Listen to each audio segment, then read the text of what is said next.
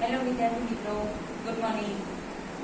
આજે આપણે સ્ટાન્ડર્ડ 12 એમાં BA એમાં ચેપ્ટર નંબર 1 એના વિશે સમજીશું.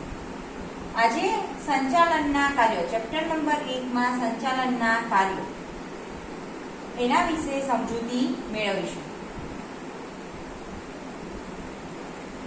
ધંધાકીય હેતુઓ સિદ્ધ કરવા માટે તેનું સંચાલન કાર્યક્ષમતાપૂર્વક થવું જોઈએ. એટલે ધંધાકીય જે એકમો છે એના મુખ્ય હેતુઓ જે હોય, મુખ્ય હેતુ કયો હોય? નફો મેળવવાનો, સામાજિક કાર્ય કરવાનો. તો એ જે મુખ્ય હેતુઓ છે એ સિદ્ધ કરવા માટે સંચાલન છે એ કાર્યક્ષમતાપૂર્વક થવું જોઈએ. આ માટે સંચાલન પ્રક્રિયાને અનુસરવી પડે કે પહેલા કયું કાર્ય કરવાનું, પછી કયું કાર્ય આવે. પ્રક્રિયા એટલે પૂર્વ નિર્ધારિત હેતુને સિદ્ધ કરવા માટે તબક્કાવાર ચાલતી સતત પ્રવૃત્તિ. પૂર્વ નિર્ધારિત એટલે પહેલેથી જે આપણે નિર્ધારણ કરેલ હોય, જે આપણે નક્કી કરેલ હોય તે હેતુ સિદ્ધ કરવા માટે તબક્કાવાર એક પછી એક ચાલતી પ્રવૃત્તિ. દાખલા તરીકે આપણે ધોરણ 12 ની અંદર જેટલા વિષયો છે તો એમાં જૂન મહિનાથી જાન્યુઆરી મહિના સુધીનો કોર્સ કમ્પ્લીટ કરવાનો હોય તો એ આપણે તબક્કાવાર લેશું કે પહેલા એકાઉન્ટનું પહેલું ચેપ્ટર, BA નું પહેલું ચેપ્ટર, ત્યાર પછી ચેપ્ટર નંબર 2, એમ ધીરે ધીરે અભ્યાસ કરીશું. એવી જ રીતે ધંધાકીય એકમની અંદર પણ સૌપ્રથમ શું કરવાનું? તો આયોજન કરવાનું. પછી એને લગતી જે પ્રવૃત્તિઓ છે એ તબક્કાવાર લેતા જવાનું. એકમના હેતુઓ પ્રાપ્ત કરવા માટે સંચાલનના વિવિધ કાર્યો તબક્કાવાર ક્રમબદ્ધ ગોઠવવા પડે છે. તેથી સંચાલનને એક પ્રક્રિયા તરીકે ઓળખી શકાય કે એકમના જે હેતુઓ છે એ સિદ્ધ કરવા હોય તો સંચાલનના જે વિવિધ કાર્યો છે એ તબક્કાવાર એટલે એક પછી એક, સ્ટેપ બાય સ્ટેપ ક્રમબદ્ધ રીતે ગોઠવવા પડે છે અને એને અનુસરવું પડે છે. સંચાલન પ્રક્રિયામાં કયા કયા કાર્યો હોવા જોઈએ તે માટે જુદા જુદા વિદ્વાનો વચ્ચે મત મંતાંતર છે.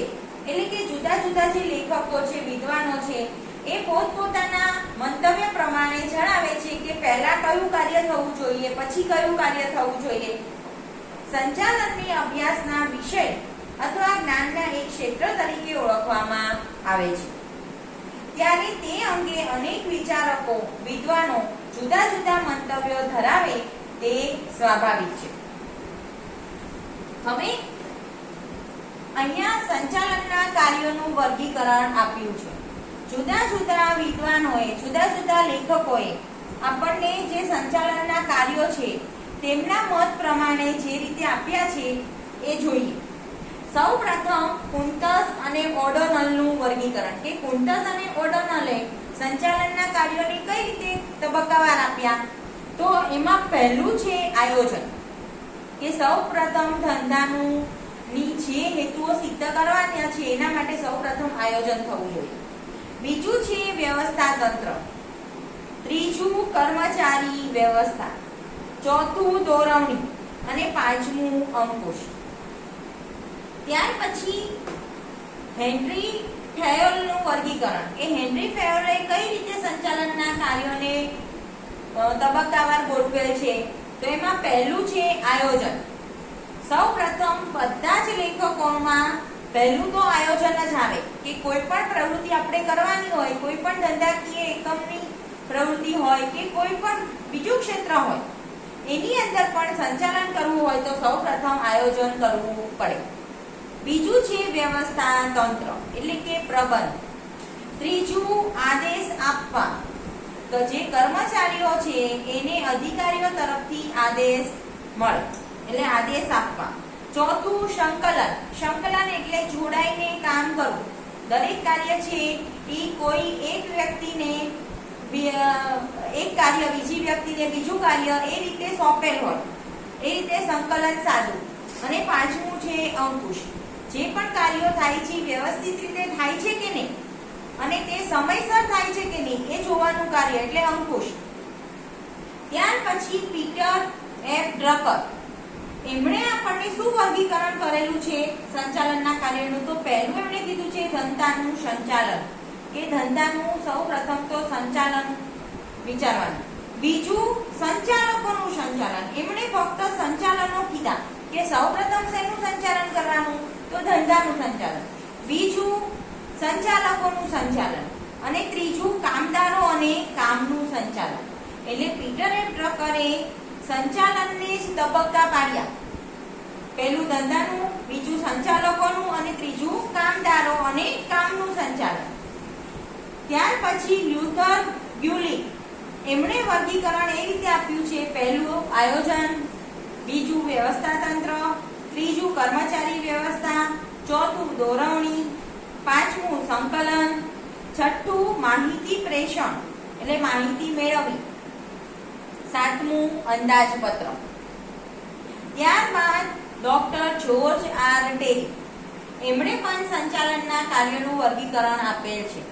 પહેલું આયોજન, બીજું વ્યવસ્થા તંત્ર, ત્રીજું દોરવણી અને ચોથું અંકુશ. તો વિદ્યાર્થી મિત્રો, આ સંચાલનના કાર્યનું વર્ગીકરણ જુદા જુદા લેખકોએ, જુદા જુદા વિદ્વાનોએ આપણને જે રીતે વર્ગીકરણ આપ્યું એ છે. આપણે કુંટસ અને ઓડોનલે જે આપણને વર્ગીકરણ આપ્યું છે એના પ્રમાણે આપણે આયોજન, વ્યવસ્થા તંત્ર, કર્મચારી વ્યવસ્થા, દોરવણી અને અંકુશ એના વિશે સમજૂતી મેળવીએ. સૌપ્રથમ જોઈએ આયોજન. સૌપ્રથમ આપણે આયોજન વિશે માહિતી મેળવીએ. Even God cannot change the past, but man can change the future. એટલે કે ભગવાન છે એ પણ ભૂતકાળને બદલી શકતા નથી. ભૂતકાળને આપણે તો શું, ભગવાન પણ બદલી નથી શકતા, પરંતુ માણસ છે એ ભવિષ્ય બદલી શકે છે. ભવિષ્ય કઈ રીતે બદલવું એ માણસના હાથમાં છે. કાલે મારે શું કરવું એનો વિચાર આપણે આજે કરવાનો હોય, બરોબર? તમે ધોરણ 12 માં છો તો તમારે જો 80% લાવવા હોય તો અત્યારથી મહેનત કરવી જોઈએ. તો તમારું ભવિષ્ય તમારા હાથમાં છે. અપેક્ષિત પરિણામો હાંસલ કરવા માટે હકીકતોની પસંદગી કરવી. તમારે જે પરિણામ હાંસલ કરવા છે, મેળવવા છે, એના માટે હકીકતોની પસંદગી કરવાની કે કઈ રીતે હું કાર્ય કરીશ, તેની વચ્ચે આંતર સંબંધો સ્થાપવા અને જરૂરી પ્રવૃત્તિઓના અવલોકન અને ઘડતર માટે પૂર્વ અનુમાન કરવું એટલે આયોજન.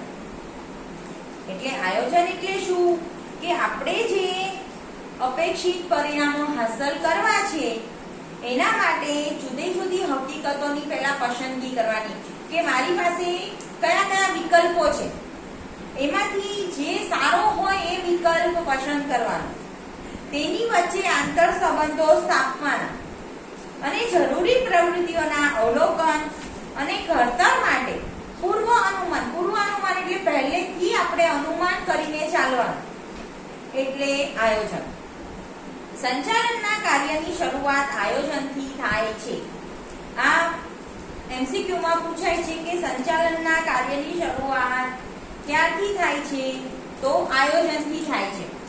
નક્કી કરેલા હેતુને સિદ્ધ કરવા માટે કયું કાર્ય કોણે, ક્યારે, કેવી રીતે અને કેટલા પ્રમાણમાં કરવાનું છે અને કાર્ય ક્યારે પૂર્ણ કરવાનું છે તેની અગાઉથી કરવામાં આવતી બુદ્ધિપૂર્વકની વિચારણાને આયોજન કહે છે. ખ્યાલ આવ્યો વિદ્યાર્થી મિત્રો કે આપણે આયોજન કરવાનું હોય તો સૌપ્રથમ આપણે જે કાર્ય કરવાનું છે, તો જે હેતુ સિદ્ધ કરવા માટે આપણે જે કાર્ય કરવાનું છે એમાંથી કયું કાર્ય કોણે કરવાનું, ક્યારે કરવાનું, કેવી રીતે કરવાનું, કેટલા પ્રમાણમાં કરવાનું અને ક્યારે તે કાર્ય પૂર્ણ કરવાનું એટલે કેટલા સમયમાં એ કાર્ય પૂરું કરવાનું છે એનું આપણે અગાઉથી બુદ્ધિપૂર્વક વિચારણા જે કરીએ એને કહેવાય આયોજન. ધંધાકીય એકમની અંદર એક મહિનામાં આટલું ઉત્પાદન કરવાનું છે એવો વિચાર કરવામાં આવે છે. હવે એ ઉત્પાદન કરવા માટે કેટલા કાચા માલની જરૂર પડશે, એના માટે કોને કોને કયું કાર્ય સોંપવામાં આવશે, ઉત્પાદન માટે કયા કર્મચારીઓ રોકવામાં આવશે, પેકિંગ માટે કયા કર્મચારીઓ રોકવામાં આવશે, વેચાણ માટે શું કરવામાં આવશે, કોને કયા સેલ્સમેનને કામ સોંપવામાં આવશે, એ બધી જ વિચારણા કરવામાં આવે છે. ભવિષ્ય માટેની પૂર્વ વિચારણા વર્તમાન સમયમાં કરવી એટલે જ આયોજન. કે ભવિષ્યની અંદર આપણે જે કાર્ય કરવાનું છે એની પૂર્વ વિચારણા પહેલેથી વિચારણા કરવાની અને વર્તમાન સમયમાં એ કાર્ય કરવાનું એટલે આયોજન. ભવિષ્યમાં આવનારા જોખમો અને અનિશ્ચિતતાઓ ઘટાડવા માટે આયોજન જરૂરી છે. હવે કોઈ પણ ધંધાકીય એકમ છે તો એને નક્કી કર્યું હોય કે મારે આ સમયની અંદર આટલું કાર્ય પૂરું કરવાનું છે, પણ કોઈ કુદરતી આફત આવી જાય, અણધારા કોઈ જોખમો આવી જાય, કારખાનાની અંદર આગ લાગી જાય, તો એ બધા જોખમો અને અનિશ્ચિતતાઓનો વિચાર કરીને આયોજન કરવાનું છે. આયોજનને લીધે એકમની બધી જ પ્રવૃત્તિઓ વ્યવસ્થિત રીતે બને છે અને ધ્યેય સિદ્ધિનો માર્ગ સરળ બને છે. એટલે કે દરેક કાર્ય સારી રીતે થાય છે. આપણે આયોજન કરેલું હોય તો તબક્કાવાર તે કાર્ય થાય છે અને ધંધાકીય એકમને સિદ્ધિ મળે છે. એટલે કે એનો જે ધ્યેય હોય કે નફો મેળવવાનો, તો એ એટલો નફો મેળવી શકે છે. ધ્યેયને સિદ્ધ કરવા માટેના વૈકલ્પિક માર્ગો હોય ત્યારે શ્રેષ્ઠ માર્ગની પસંદગી કરવામાં આયોજન ઉપયોગી છે. જે આપણો ધ્યેય સિદ્ધ કરવાનો છે તો એના માટે એકથી વધારે કદાચ વિકલ્પો હોય, તો એમાંથી શ્રેષ્ઠ માર્ગ કયો, શ્રેષ્ઠ વિકલ્પ કયો, તેની પસંદગી કરવા માટે આયોજન છે ખૂબ ઉપયોગી નીવડે છે. તેથી આયોજનનું કાર્ય એ મૂળભૂત રીતે પસંદગીનું કાર્ય છે.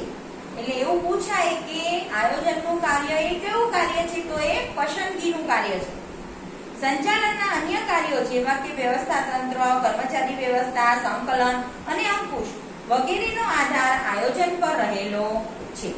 એટલે સૌથી મહત્વનો પહેલો તબક્કો, સંચાલનનો મુખ્ય તબક્કો કયો? આયોજન. ત્યાર પછી વ્યવસ્થા તંત્ર.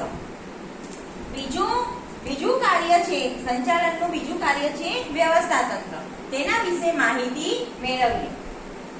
સમાન હેતુની સિદ્ધિ અર્થે કાર્યરત વ્યક્તિઓ વચ્ચે સત્તા અને જવાબદારીની વહેંચણી કરતા માળખાને વ્યવસ્થા તંત્ર કહે છે.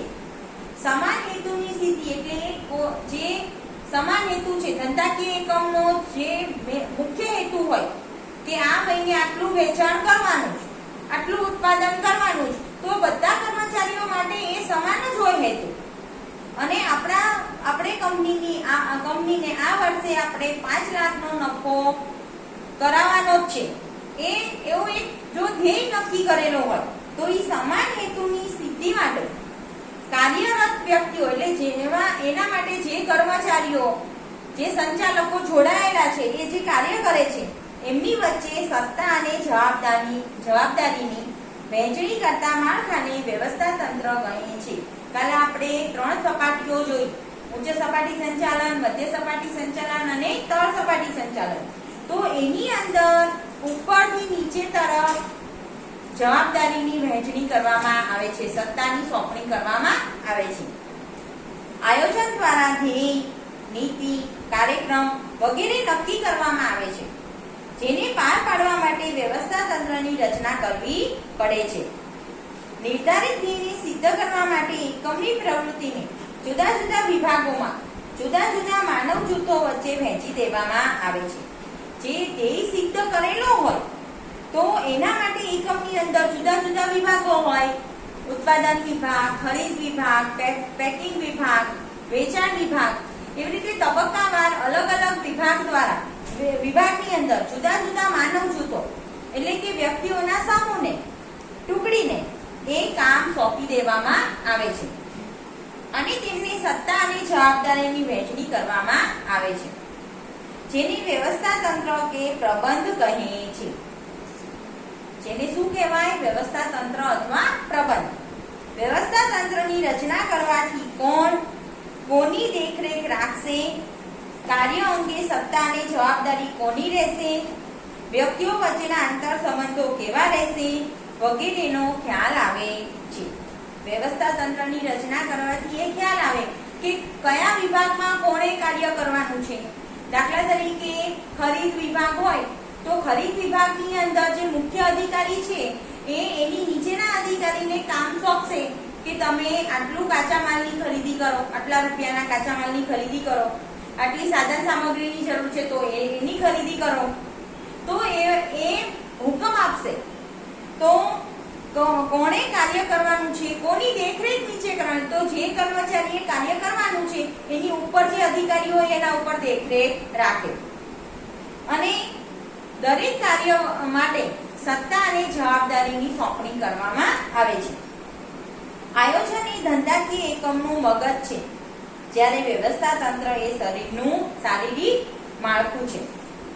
માનવ શરીરમાં મગજનું કાર્ય બૌદ્ધિક નિર્ણયો લેવાનું છે અને તેનો અમલ શરીરના વિવિધ અંગો કરે છે.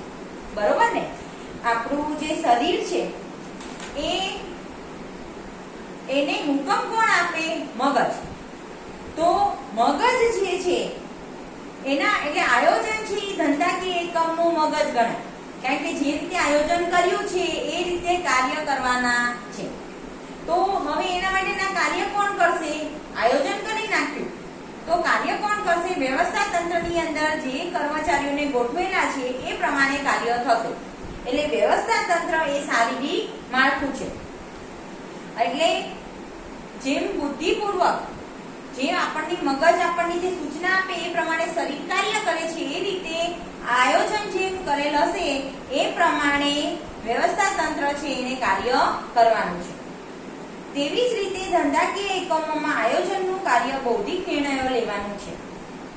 આયોજનમાં લેવાયેલા નિર્ણયોનો અમલ કરવા માટે એકમના વિવિધ વિભાગોમાં કાર્ય કરતા કર્મચારીઓને કાર્યો, સત્તા અને જવાબદારીની સોંપણી કરવામાં આવે છે.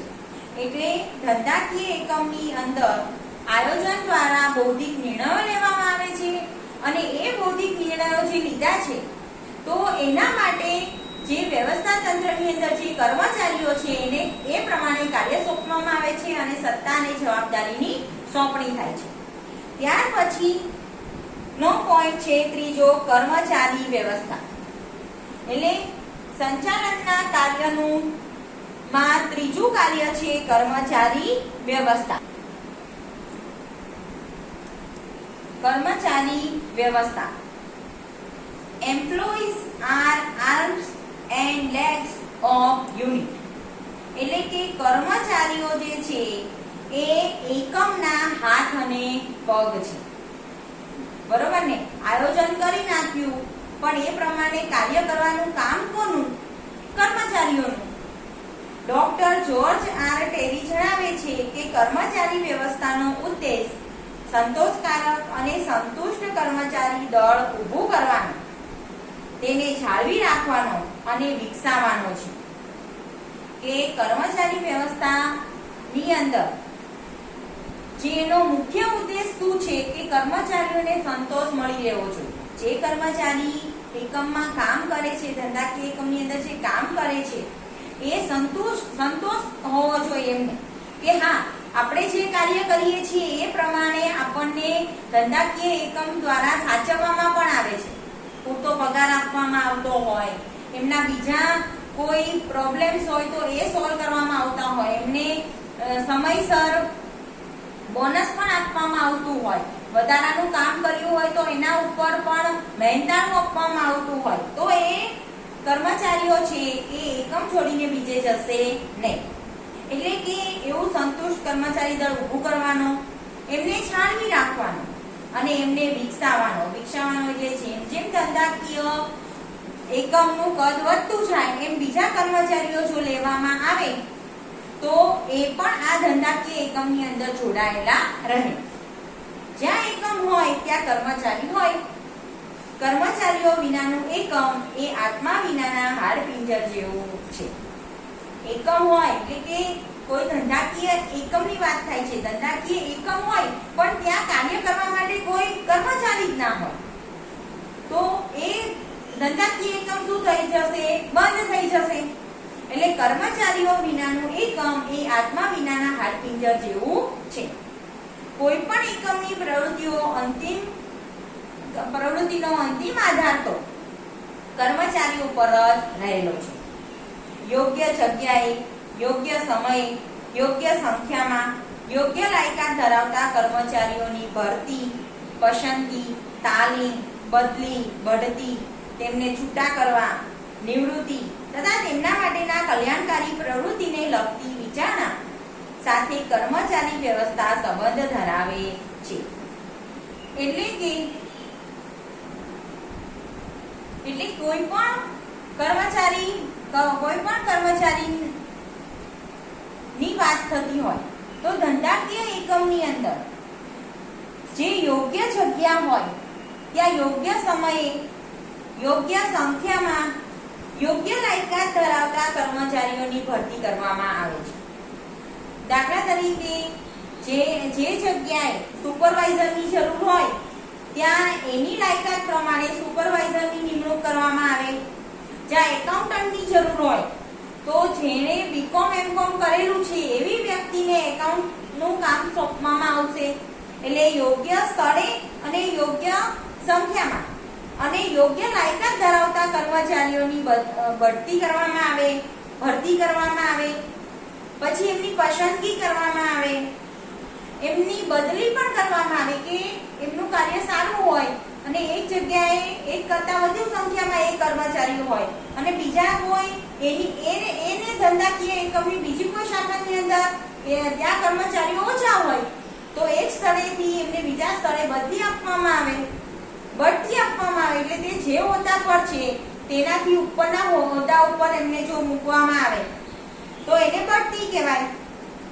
જો કોઈ કર્મચારીની જરૂર ના હોય એકમની અંદર તો એમને છૂટા કરવામાં આવે. અત્યારે કોરોનાની અંદર તમને સૌને ખબર છે કે બધી જગ્યાએ મંદી છે. ઘણી બધી ઓફિસોમાં 50% સ્ટાફથી જ કામ કરવામાં આવ્યું છે. એટલે વધારાના સ્ટાફ છે એમને છૂટા કરી દેવામાં આવે છે. ત્યાર પછી અમુક વર્ષ થઈ જાય તો એ વ્યક્તિને નિવૃત્ત કરી દેવામાં આવે છે. એટલે એમને નિવૃત્તિ આપવામાં આવે છે. આ બધા જ કાર્યો છે કર્મચારી વ્યવસ્થા સાથે જોડાયેલા છે. કર્મચારીઓ સંતોષાયેલા હોય તો તેમનો ઉત્સાહ અને જુસ્સો વધે છે. તેથી એકમની ઉત્પાદકતા અને કાર્યક્ષમતામાં વધારો થાય છે.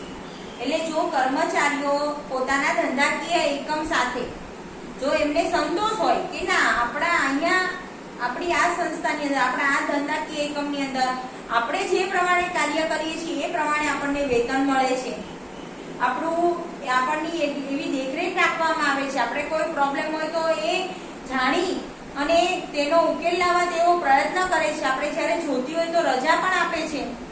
બરોબર, ઘણી કંપનીઓ હોય છે એ કર્મચારીઓના વીમા ઉતરાવતા હોય છે.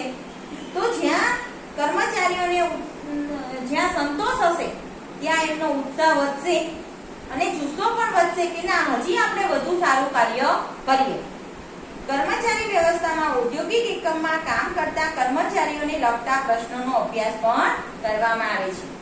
કોઈ પણ ધંધાકીય એકમની સફળતાનો આધાર કર્મચારીઓ પર રહેલો છે.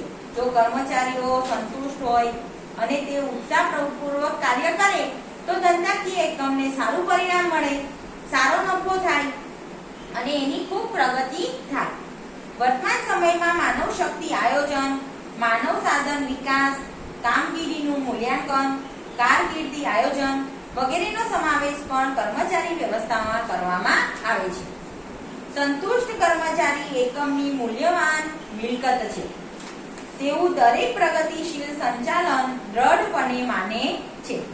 કે જે સંતોષ પામેલ કર્મચારી છે એ એકમ છોડીને નહીં જાય, એ આ ધંધાકીય એકમની અંદર જ રહેશે તો એ ધંધાકીય એકમની મૂલ્યવાન શું કહેવાય? મિલકત કહેવાય. ત્યાર પછી સંચાલનના કાર્યો, એમાં ચોથો મુદ્દો છે દોરવણી. કર્મચારીઓની ધ્યેય પૂર્તિ માટે માર્ગદર્શન આપવું, અને તેમના પર દેખરેખ રાખવી એટલે દોરવણી. કે કર્મચારીઓને જે કાર્ય સોંપવામાં આવ્યું છે એ કાર્ય કઈ રીતે કરવાનું છે એનું માર્ગદર્શન આપવું પડે અને તે પ્રમાણે કર્મચારી કાર્ય કરે છે કે નહીં એ જોવાનું કામ એટલે દોરવણી. નિર્ધારિત ધ્યેયને પ્રાપ્ત કરવા માટે એકમમાં કામ કરી રહેલા કર્મચારીઓને માર્ગદર્શન આપવું અને તેમના ઉપર અસરકારક દેખરેખ રાખવાનું કાર્ય ખૂબ જ અગત્યનું છે. કે જે ધ્યેય આપણે પ્રાપ્ત કરવાનો છે તો એના માટે કર્મચારીઓને યોગ્ય કામ સોંપવામાં આવશે કે કયું કાર્ય કયા કર્મચારીએ કરવાનું છે એ સોંપવામાં આવે છે. એના માટે એને માર્ગદર્શન આપવામાં આવે છે, જરૂર પડે તો તાલીમ પણ આપે છે અને તે કર્મચારી તે કાર્ય સારી રીતે કરે છે કે નહીં એ જોવા માટે એના ઉપર દેખરેખ રાખે છે. ઔદ્યોગિક એકમમાં હેતુ નક્કી કરી તેનું આયોજન કરવામાં આવે, આદર્શ વ્યવસ્થા તંત્રની રચના થાય, માલ સામાન અને યંત્રોની ખરીદી થાય, કર્મચારીઓની નિમણૂક કરવામાં આવે. પરંતુ જ્યાં સુધી અધિકારીઓ તેમના હાથ નીચે કામ કરતા કર્મચારીઓ કે કામદારોને કામ કેવી રીતે કરવું તેનું માર્ગદર્શન જો પૂરું ન પાડે તો ઉપરોક્ત બધા જ પ્રયત્નો નકામા નીવડે છે. બરોબર ને?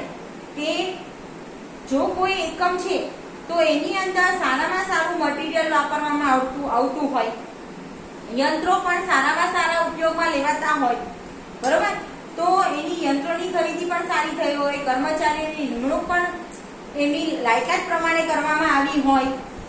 પરંતુ જ્યાં સુધી અધિકારીઓ છે એને પોતાની હાથ નીચે જે કામ કરતા હોય એ કર્મચારીઓને જો યોગ્ય રીતે કામ ના સોંપે, એના ઉપર દેખરેખ ના રાખે તો આ બધા જ જે પ્રયત્નો છે એ બધા નકામા થઈ પડે. દોરવણી વગર સંચાલનના અન્ય કાર્યો નિરર્થક છે, એટલે કે નકામા છે. દોરવણીના કાર્યમાં તાબેદારોને માર્ગદર્શન પૂરું પાડવું, દેખરેખ રાખવી, હુકમો કે સૂચનો પૂરા પાડવા, કામનું નિર્ધારણ કરવું, કામદારોને પ્રેરણા આપવી, નેતૃત્વ પૂરું પાડવું વગેરે કાર્યોનો સમાવેશ થાય છે. દોરવણી એ સંચાલનની દરેક સપાટીએ અને સતત ચાલતી પ્રક્રિયા છે.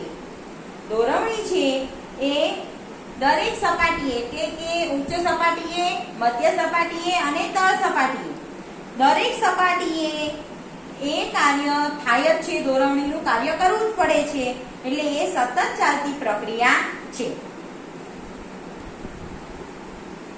સંચાલનના કાર્યનું પાંચમું કાર્ય છે અંકુશ. સૌથી મહત્વનું કાર્ય છે અંકુશ. હવે તેના વિશે સમજૂતી મેળવીએ. પ્રયત્નો, પરિણામ તથા સાધનો અને ઉદ્દેશો વચ્ચે સંતુલન સાધવાનું કાર્ય એટલે અંકુશ. આપણે જે ધંધાકીય એકમમાં સફળતા માટે જે પ્રયત્ન કરતા હોય એના માટે જે આપણે પરિણામ મેળવીએ તથા સાધનો